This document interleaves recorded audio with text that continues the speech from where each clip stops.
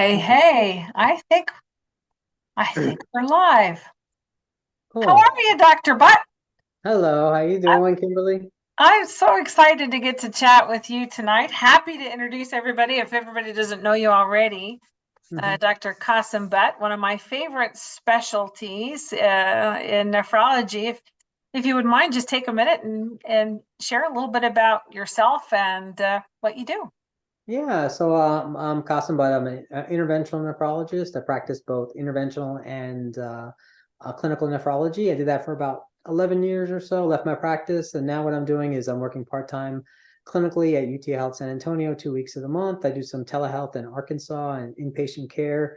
And then I also do consulting with technology companies. So I'm fractional medical director of a device company called Aleo, the Aleo Smart Patch. It can that's actually for remote patient monitoring and dialysis patients at ZKD. I'm also chief nephrologist for DeLorean AI, which is an AI company that helps stratify risks for companies, whether it be insurance, dialysis, things like that. And also, what else do I do? Other consulting with other companies as well. So I know I love watching you because it seems like you've got your thumb on the pulse of what's hot and really oh well, thanks. on the cusp of what's valuable in nephrology. So, Yeah, well, it's kind of cool. I'm in a weird spot in my life where I'm kind of getting into I've been into it for a few years now, but I've got to network a lot, got to meet a lot of people, got to see new devices come out, or the people that are bringing new devices out, but also the change in the payment schemes that are going on, the value-based care players in the market too. So it's been super cool to kind of do that. And like I host some webinars on kidney care as well too. So that's kind of fun. your content is fantastic. The way Oh, that you quickly, talk about the pathophysiology and just that's really the mark of an expert, in my opinion. You take some, and nephrology is complex pathophysiology, and to distill that down in a way that people can grab it and then do something with it, I think that's pretty cool. thank you. I appreciate that. I appreciate that. Yeah. Well, so I know we were talking a little bit earlier, and one of the most common questions we get when we're talking to folks, kind of as we were talking earlier, our specialty at specialty care management is looking through data to find people who either have kidney disease or who probably have it and it's undiagnosed. And, sometimes we find those folks who are sitting at stage 4, even stage 5. And the question they often ask is, once they get it, it's, oh my gosh, how come nobody ever told me? And Mhm. sometimes they've been told and sometimes they haven't. But there's a lot of reasons for that, and it's not nefariousness and nobody's trying to hide anything, but maybe you can share a little bit about with your experience and what you've seen as well. Why is it that dialysis and kidney disease sneaks up so insidiously on folks? Well, I think it has to do, there's several factors there. Like, especially when I started in practice in 2010, I think a lot of it was the older doctors that were kind of hanging on to these people and arbitrarily in their head saying, okay, the creatinine's 2 now. It's time for you to see a nephrologist. You see what I'm saying? So Yeah, the waiting old too school late because they got to take that's their patient, right? yeah, that's their patient, but also they're like, I can handle it. It's not a big deal. And then later on, deciding, okay, now it's getting serious. Now it's time for you to see a nephrologist. You see what I'm saying? Kind of an older Yeah. school mentality when it came to that kind of stuff. Mhm. Then, of course, there's patients that just don't follow, they decide at 55, I'm going to go to a doctor for the first time because my arm is hurting or having chest pain or whatever. And then they show up and they've been diabetic probably for 10, 20 years and they didn't even know it. And Right. so all of a sudden you check their labs and their GFR and creatinine are off, right? And so that's the other type of person as well, too. And of course, the biggest problem I think we have is diet in this country. Obviously, that we didn't have this problem, we'd be Diabetes. Yes. yeah, obesity, diabetes, yeah, obesity, diabetes, the whole nine. Those kind of insidiously sit there in your body, and again, some people when they get checked for the first time at 45, and they get their CKD stage 3 or 4. So there's a lot of issues there. Then of course I deal with an indigent population, so some of them may have not had health insurance, and they all of a sudden finally get to a doctor, and we run an indigent clinic at UT that I'm at. And so, you see them and they're like, okay, now I can finally take care of myself kind of thing. So I think there's various components there. Also, I also just don't think that kidney disease has gotten a priority, right? And on the radar of most people.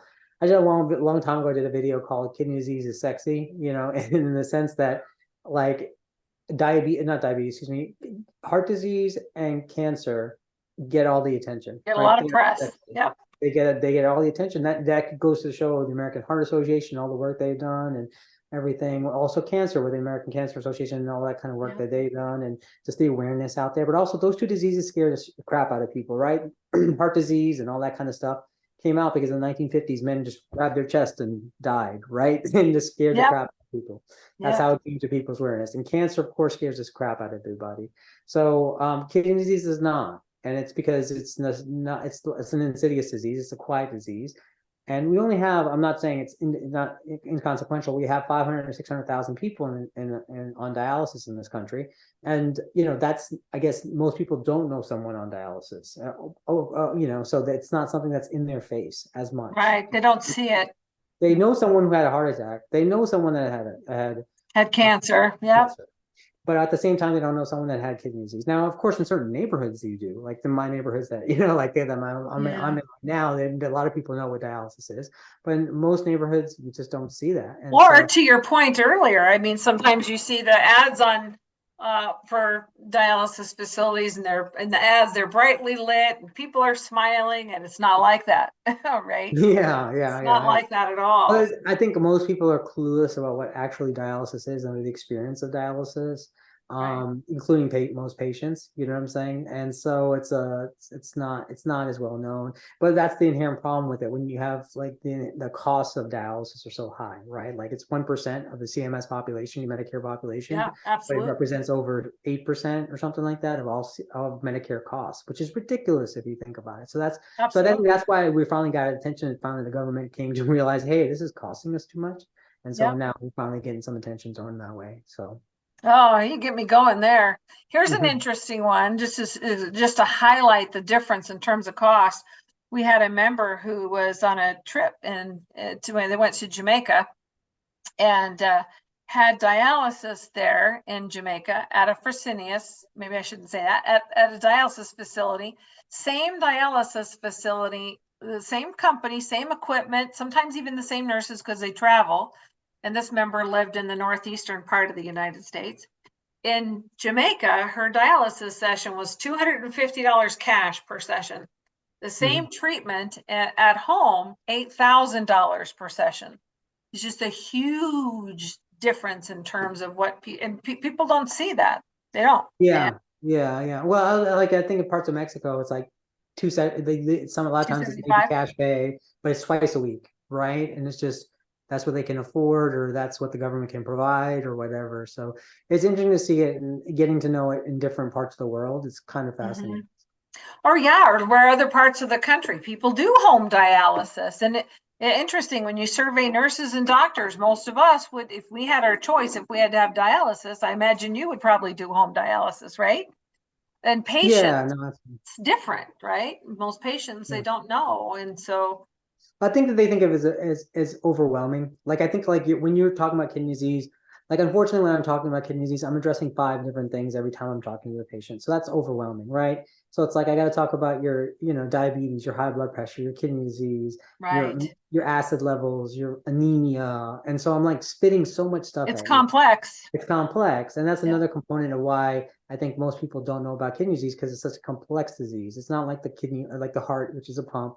No offense, cardiologists, but or cancer, which is kind of, you can wrap your mind around a growing mass on you in some way, right? But kidney disease, you can't understand metabolic acidosis or erythropoietin or potassium, phosphorus. And what's the KT over V? Yeah. So there's so many things there to throw in there. So I think that's part of one of the reasons too, that it's just so hard, a concept so hard to explain, Yeah, and I think, I know it's always interesting, and part of what we do with folks is really helping them. Most of the folks that we reach out to with our kidney disease management and prevention program is really aimed at helping them see where they are. And, they all have access to the labs, right? There's a lot of reasons we talk to people about, a lot of times that lab that helps you figure out, okay, where are my kidneys functioning? how fast are my kidneys filtering? That GFR sometimes is buried and they don't know what it means. Or back in the day, just a couple of years ago, as a matter of fact, I was talking with a colleague earlier today about the inequities in terms of kidney care. And you look at how we calculated the GFR with age and sex and race. And there's still some providers and facilities that are using race in that equation and whatnot. And people don't know what that means, right? And so, or, some labs won't give you a number for your kidney function, the GFR, until it drops under 60. So they think that that's okay. Yeah, And, yeah. and most people, I mean, your kidney function can drop like what we were talking about earlier, just because you're getting older, or Yeah. and maybe you ran a marathon, or And you the had other an component is too, like we talked about, why is it going to detect? Because sometimes I've seen GFRs drop pretty rapidly in diabetics. You know what I'm saying? It's kind of a hallmark. Like GFR is 35, and then all of a sudden it's 25, and then it's 20, right, in yep, the span of or a year. hyperfiltration. Yeah. Interesting. I haven't seen very much of it. We had a group just recently that had the most per capita folks at high risk that I saw with GFRs of 164, hypertension, obesity, and Mhm. nobody knows to watch out for that. If you understand the GFR, they just think, oh, I got extra credit. It's really good, right? Yeah, yeah. With an Well, it's A1C complex of too because it's based off of muscle mass. So you like occasionally you'll see people get a BKA and their creatinine gets better. I'm like, no, it's because they just lost a lot of muscle mass. You know what I'm saying? Like, their creatinine right, went down. It went from 1.5 to 1.3 or 1.2, and you're like, oh, the creatinine got better. I'm like, no, they just lost their leg, so they lost the creatinine and muscle mass and stuff like that. So, but yeah, right, it's yeah, it's a complex organ system. It's a complex methodology. So I think that's one of the reasons. That's some of the reasons why most people don't know about it. right. Yep, absolutely. So, um, uh, what do you think? I mean, in terms of if people, do have something like this in place, or sometimes, most folks in an employer-sponsored health plan, they're being followed by an internist or a family practice doctor who they don't specialize in nephrology. But when they do have a patient who looks like their GFR is falling or who has fallen, from a nephrology standpoint, what's the Goldilocks window, if you will, for making a referral to nephrology for a timely and Well, I would appropriate? say like, you do, I would say most PCPs do a pretty decent job, but I would say like, be checking those microalbumin creatinine ratios or those urine protein creatinine ratios is Which are crucial. commonly missing in labs. Yeah, they're commonly, I mean, they should probably be checked every 6 months just to make sure, especially in a diabetic. But, when the GFR gets less than 60, I think that's an appropriate time to refer them to a nephrologist. I think that's usually an appropriate time. Of course, there's other things going on. If there's proteinuria or if there's hematuria or something like that, you can get them there earlier. But of course, I think getting them there at that CKD3B phase is kind of crucial. The logic now is go upstream, right? Get them early, get them early. Of course, there could be a issue of getting too early sometimes. If that could be a thing. But for the most part, I think it's better to screen in than screen out right now. So just get them in. Yeah, I see that a lot. As a matter of fact, one of the things that we do with our program is once folks, I mean, because obviously when folks have kidney disease, the hard part is figuring out who of those folks with kidney disease or high risk for silent kidney disease, who are the folks that are actually going to progress to dialysis?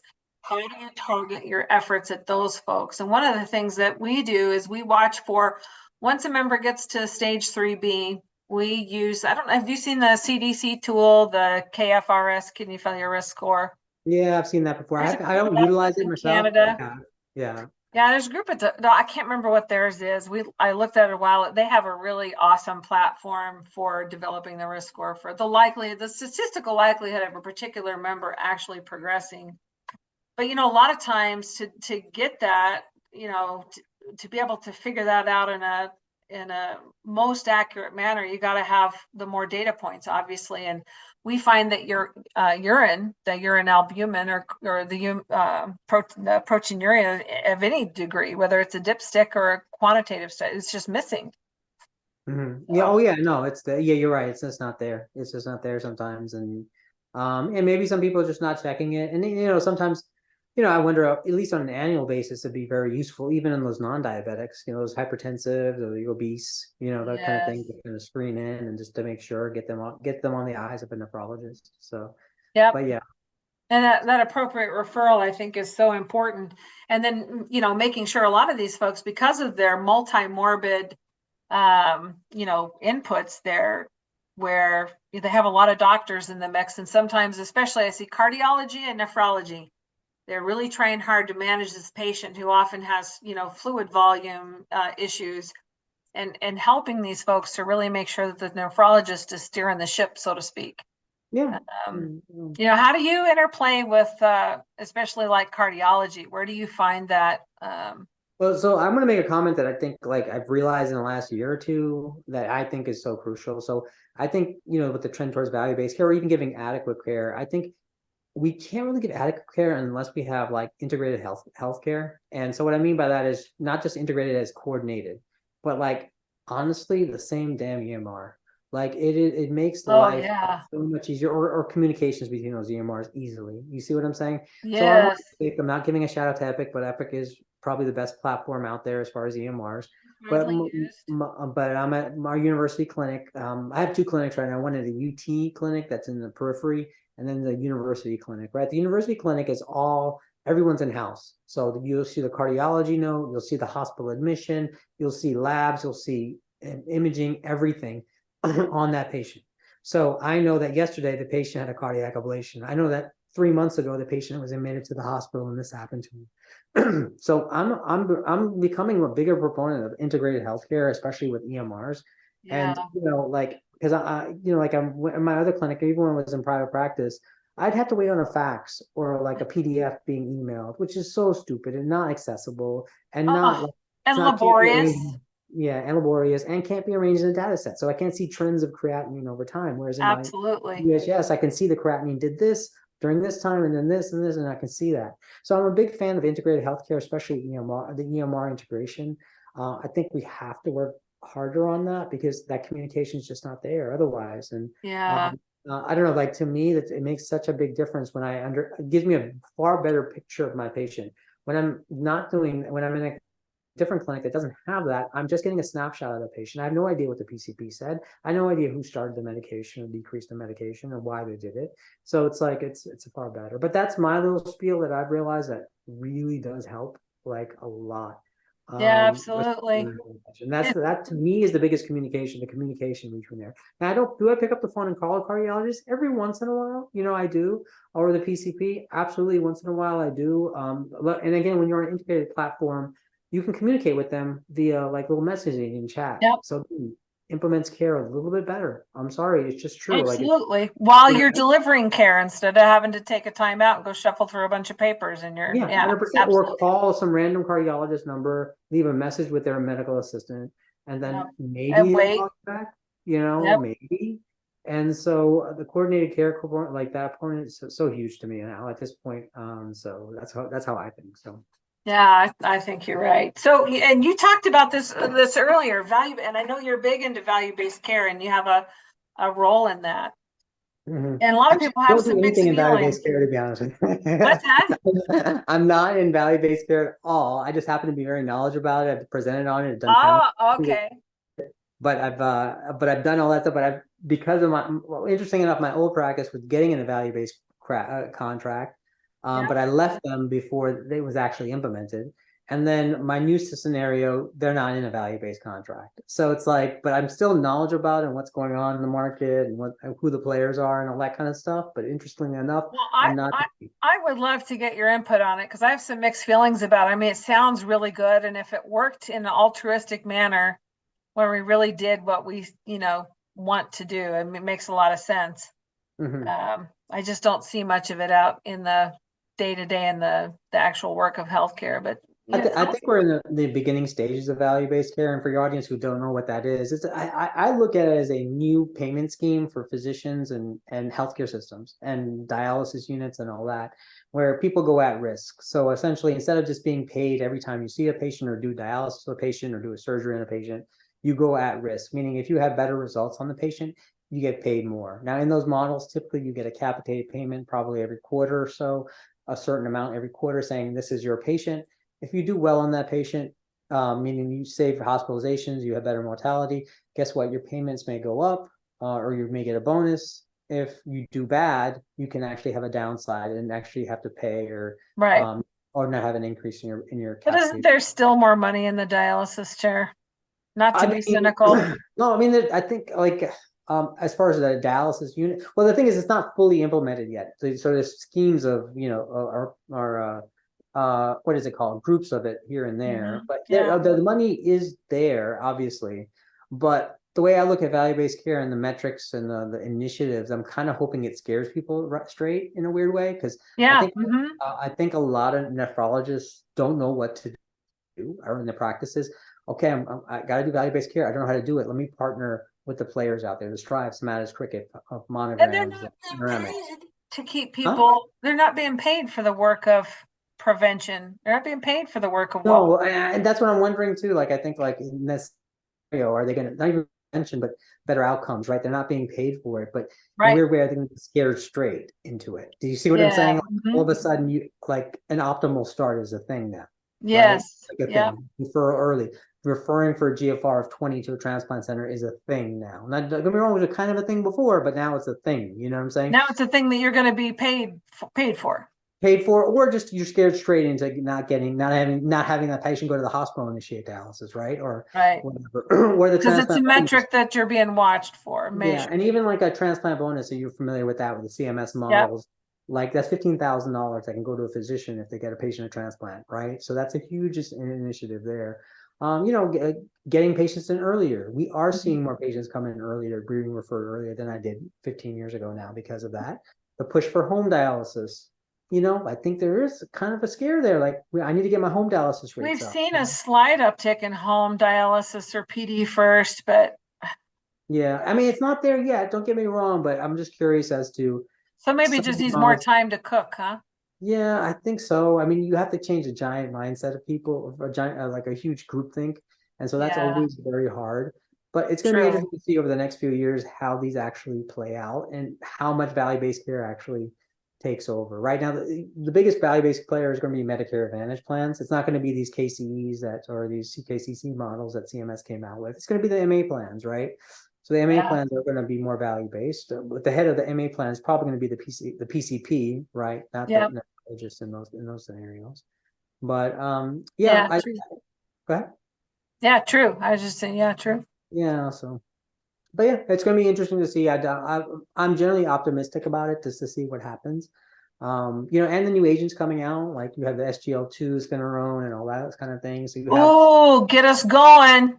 right, Because in the business of healthcare benefits, yeah, as you know, SGLT and your SGLT2s, your GLP-1s, the tremendous pleiotropic effects that those provide, how it helps protect the vasculature, which obviously has a role in protecting hearts and kidneys and hmm whatnot. In the business of benefits, these drugs scare the heck out of the architects of healthcare because they're so expensive.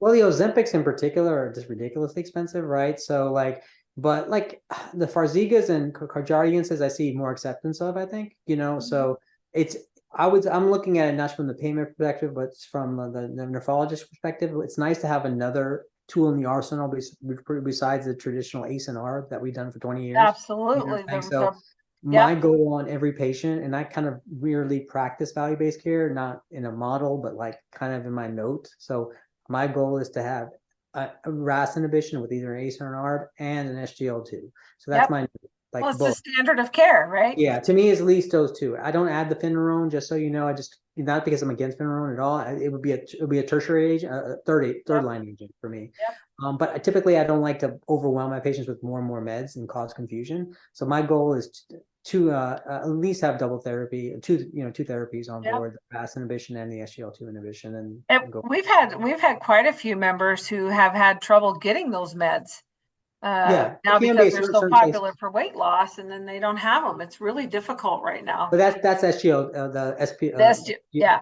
the Zempics and all those kind of things. Yeah, I mean that's another discussion. I don't necessarily put my patients on those in the sense I let the PCPs make that call. Do you see what I'm saying? Oh, I see.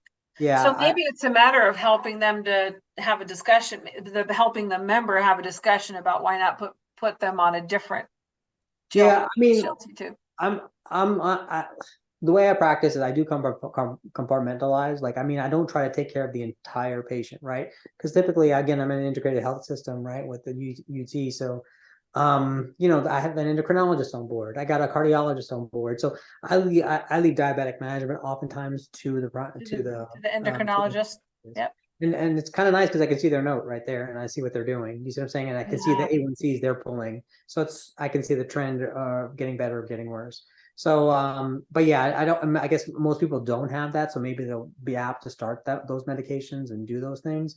But Particularly yeah, if they're so being managed by a PCP, you know, or a family practice doctor who doesn't, you know, it's yeah, not. they may be older, they may not be as innovative, they may be in the rural component. I always say this, it's interesting. How you practice medicine is dependent on where you live, where you practice medicine, right? True. So Yeah. like I was talking earlier, I did some job in Spokane, Washington, different type of medicine. I trained in Louisiana, LSU Shreveport. Different type of medicine. I lived in San Antonio to practice here, different type of medicine. I did some jobs in Arkansas, different type of medicine. You know, so it's like it's not dramatic, but it's Yeah. subtle. And so it really depends on where you are and how, you know, who you're with and stuff like that. So True. Great points. So that being said, what's hot? I know you've got you mentioned one of them, is it Alio, the device, not just oh yeah, I measure can show you it. Hold on a for second. dialysis and for like folks with CHF, I understand too, right? Yeah, let me show you. Let me show you. Oh, Oh God. All right, so I'm nephrology medical director for Leo, and we make the smart patch. Okay, so the smart patch essentially is this. It's a patch that goes directly on your fistula, on your access. You sit on your access arm, yeah. arm or whatever. Um, Over here, you have light sensors, you have acoustic sensors, accelerometer, all that kind of stuff as well.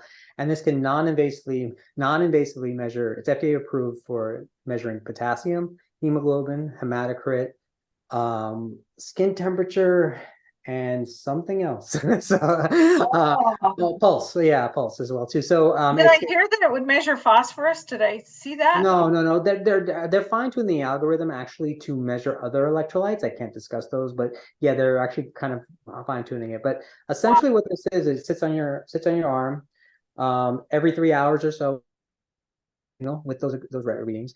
On on the physician and clinician side, you can actually see those readings on a chart in the flow chart, and then you can set up notifications if for certain ranges. You see what I'm saying? And say, hey, call me if the hemoglobin drops below a certain thing or whatever. And then you don't want to, we don't want to create what they call notification fatigue.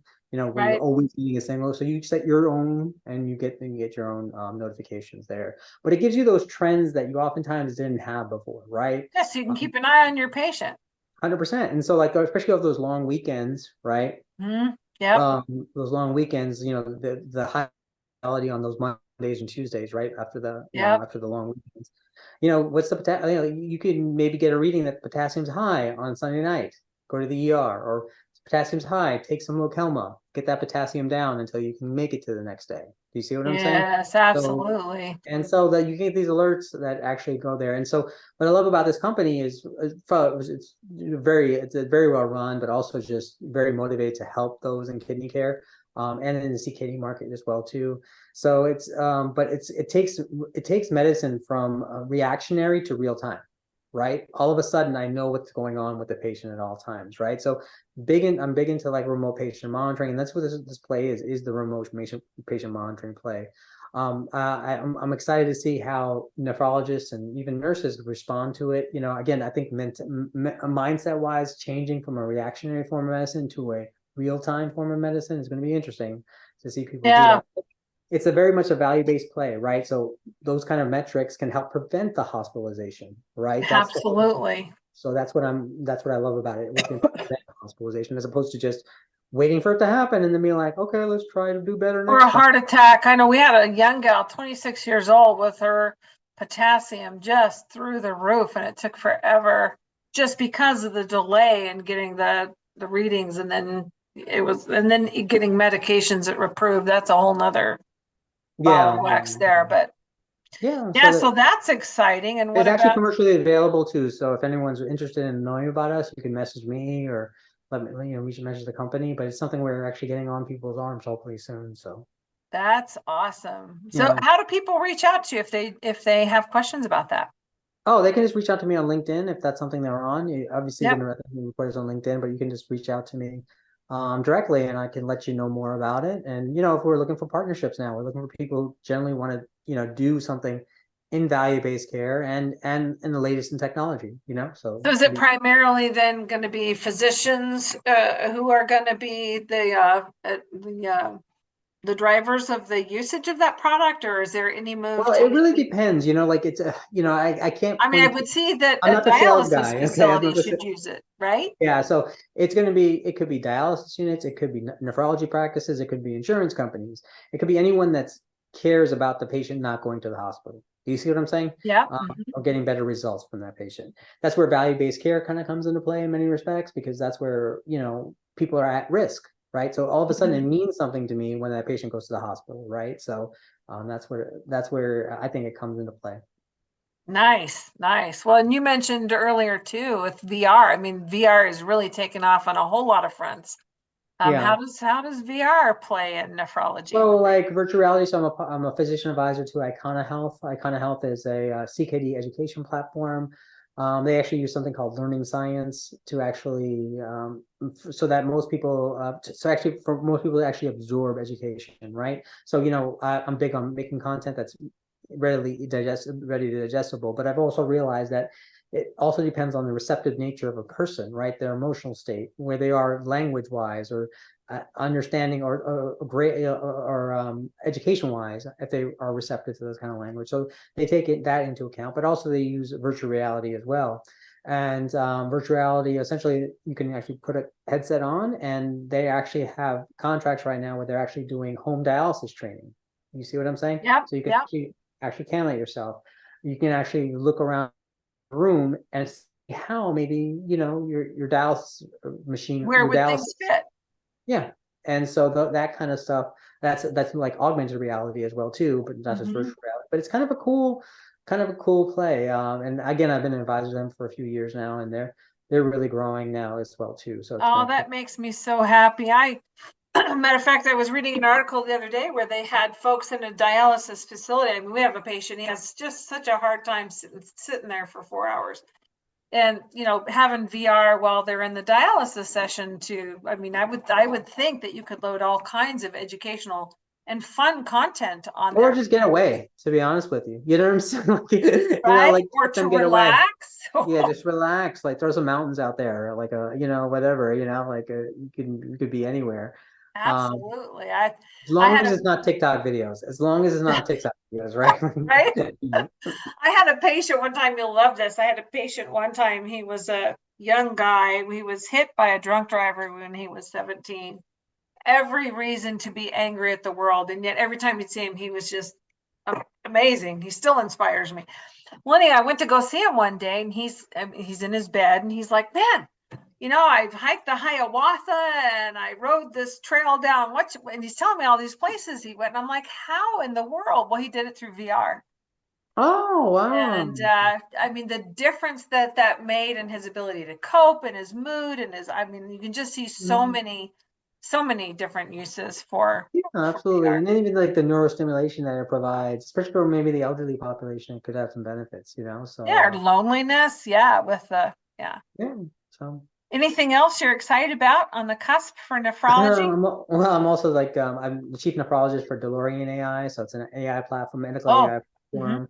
So it actually is involved. They actually have contracts right now out, but identifying patients, so it can go through patient charts and kind of identify risk stratify patients. Right, we all know who the high risk is and who Yep, the low risk patients are. Right, but there's always like this intermediate column of people that are what we call transitional risk. So they're moving from low risk to high risk, right? So how do you absolutely. identify those patients, right? To get them early, right? Because some of these high risk patients are just high risk. You're just going to have to worry about them because they're just going to be high risk. But how do you how do you identify someone that's moving and The get it? sneaky ones. Yeah, and get in early before they actually do that. The platform is the AI platform is really interesting because it actually I don't look into give you predictions about hospitalizations. What's the likelihood of this patient having hospitalization, having a bad outcome? So it gives you a tool to actually identify patients early and identify CKD progression and all that kind of stuff. I But it's think really that's fascinating. super hot.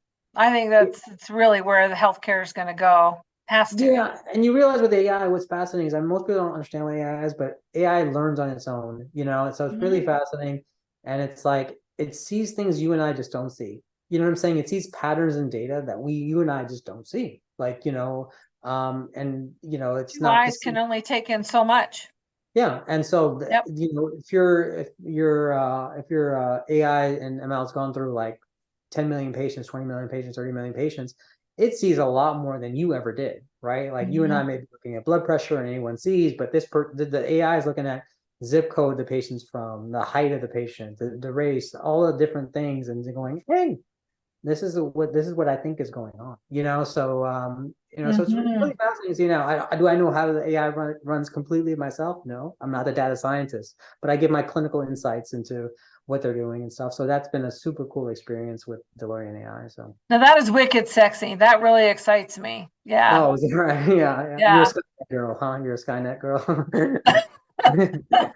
Don't like it. Don't know enough about it, but I know I'm really excited Skynet, about it. Skynet. You remember Skynet, right? Skynet. Yeah. Oh, yeah, yeah, yeah. Terminator. Okay, Yeah. I'm just making that reference. I'm just making the reference. Go ahead.